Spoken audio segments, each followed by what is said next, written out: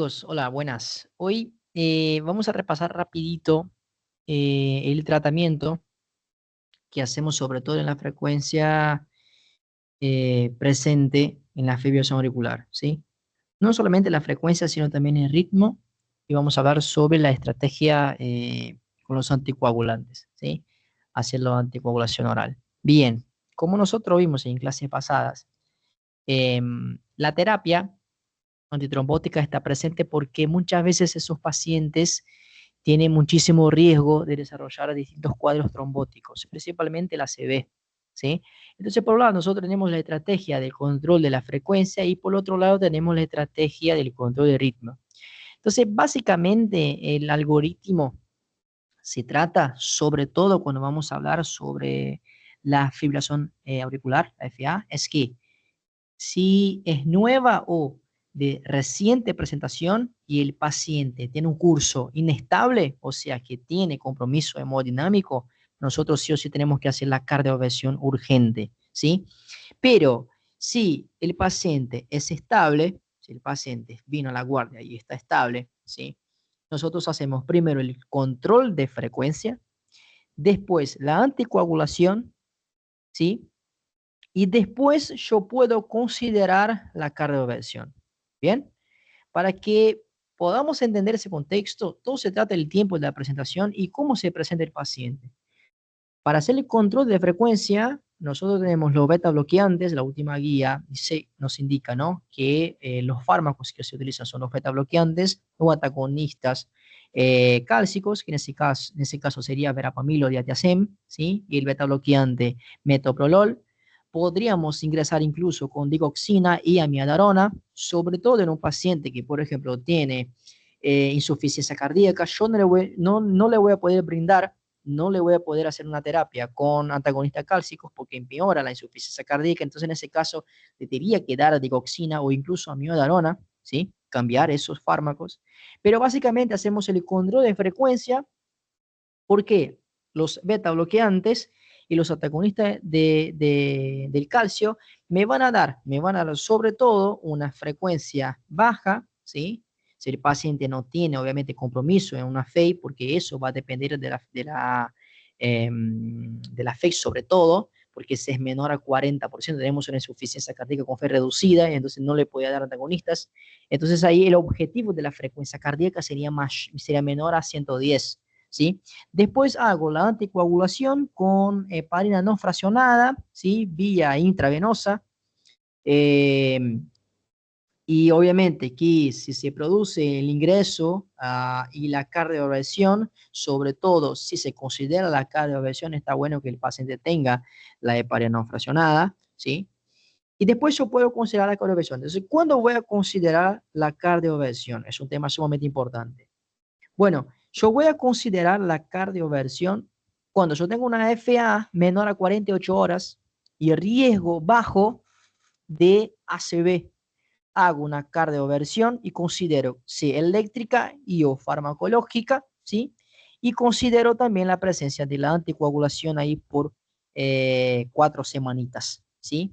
Si sobre todo existe factores de riesgo. Después, si la fibrilación auricular es mayor a 48 horas o es una fibrilación auricular desconocida con un riesgo alto de ACV, yo lo que hago es hacer el transesofágico, que es importante, ¿sí?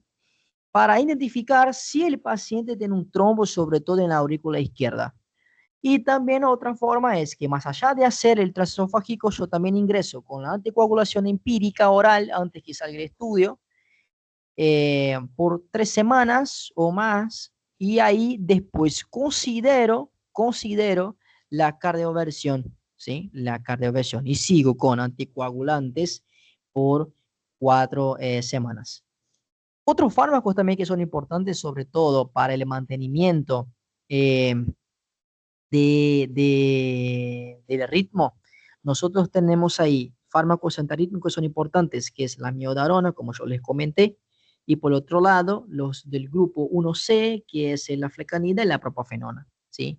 Esos fármacos, ellos tienen acción sobre todo, amiodarona tiene acción sobre todo ahí aumentando el QT, ¿sí? Entonces siempre hay que tener cuidado porque son antiarrítmicos, pero la miodarona tiene las 4 propiedades de los grupos antiarrítmicos. Entonces tiene, más allá de una vida media larguísima, también puede actuar y causar incluso otras arritmias. Bien. Propafenona también está indicada, como nosotros vimos, les comenté sobre eso, y la flecainida, sobre todo en un contexto en que un paciente sufra de insuficiencia cardíaca, ¿sí?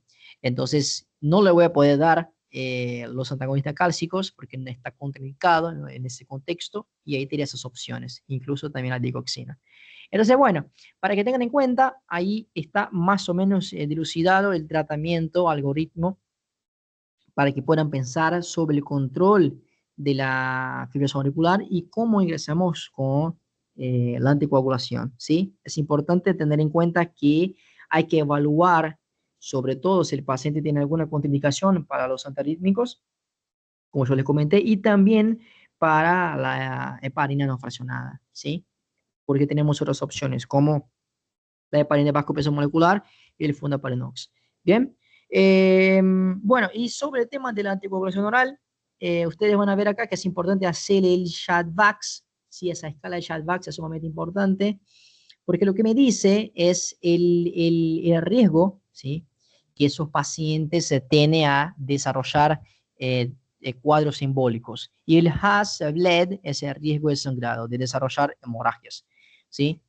Tienes que saber el score de Chatbox, ¿sí? Acá se dice femenino 1, como que se suma un punto, pero la información actual de las guías es que eso ya se sacó, porque no hay ningún cambio per se, entonces eso se sacó porque la verdad que no hacía más confusión con los médicos y bueno, el tratamiento terapéutico, sobre todo en ese contexto del cuadro femenino que se sumaba.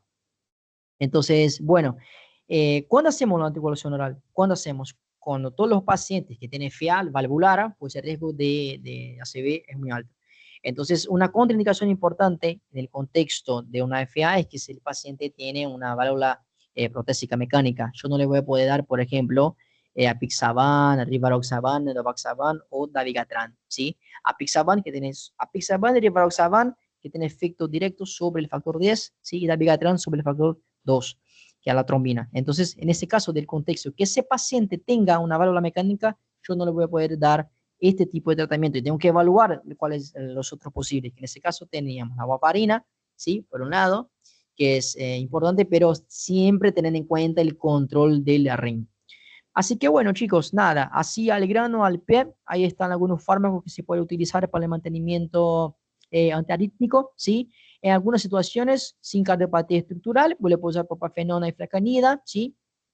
Pero si tengo un paciente con insuficiencia cardíaca, le tengo que dar amiodarona de primera línea. No le voy a poder dar, como yo les comenté, los antagonistas cálcicos porque nos va a servir, incluso va a empeorar la situación de esos pacientes clínicamente. Y si el paciente presenta enfermedad coronaria sin insuficiencia cardíaca, le puedo dar la clase 2, que es el sotalol, o la clase 3, amiodarona, pero tener en cuenta, obviamente, los efectos adversos de la amiodarona, que son muchos, ¿ok? Bien, eso es todo, así al grano, al pie, para que puedan tener en cuenta cómo es el algoritmo de control de ritmo y frecuencia y también el esquema de la anticoagulación y cuándo no hacer la cardioversión. Bien, nos vemos en una próxima.